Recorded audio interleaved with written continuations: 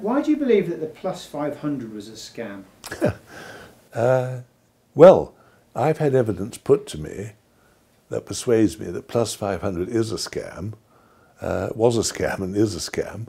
I can only tell you that the scam hasn't come to light in the sense of being seen as that by its potential customers or by regulators of one description or another.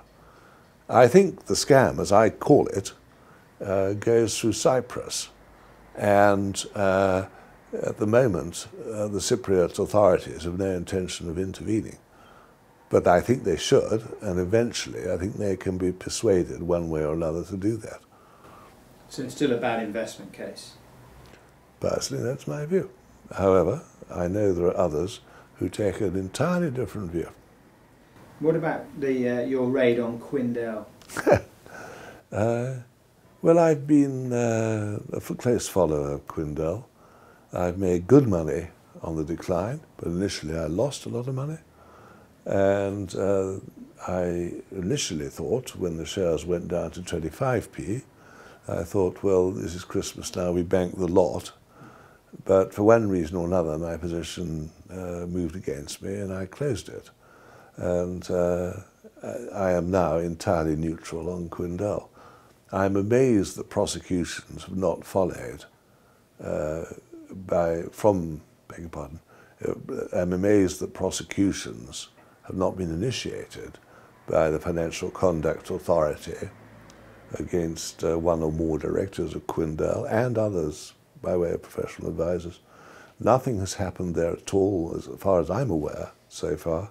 I know there's a lot of reference to the idea that there should be, but the truth of the matter is that I think, as I see it, the FCA has been appallingly lazy and incompetent in handling matters here. It's a very good example of why I think the FCA needs radical reform.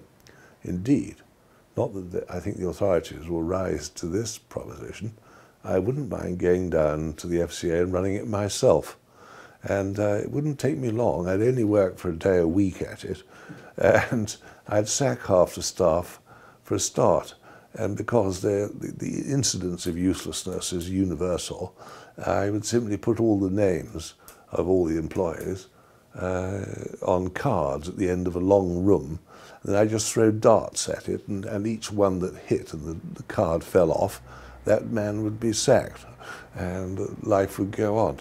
I mean, I think they are very trivial people in the main. They just haven't thought it through. They're not intellectually up to it. They are given an importance which they simply don't deserve. And what is now apparent is that they are now costing us a lot of money. And I would also argue they are unphilosophical. They're not wise people. And they, of course, would say, oh, yes, Mr. Cawkwell, but you don't know what an important role we play behind the scenes. Well, I don't know what they do behind the scenes, but on the basis of what I've seen in public, they don't impress me. And if people are fool enough to be impressed by them, all I can say is more fool them.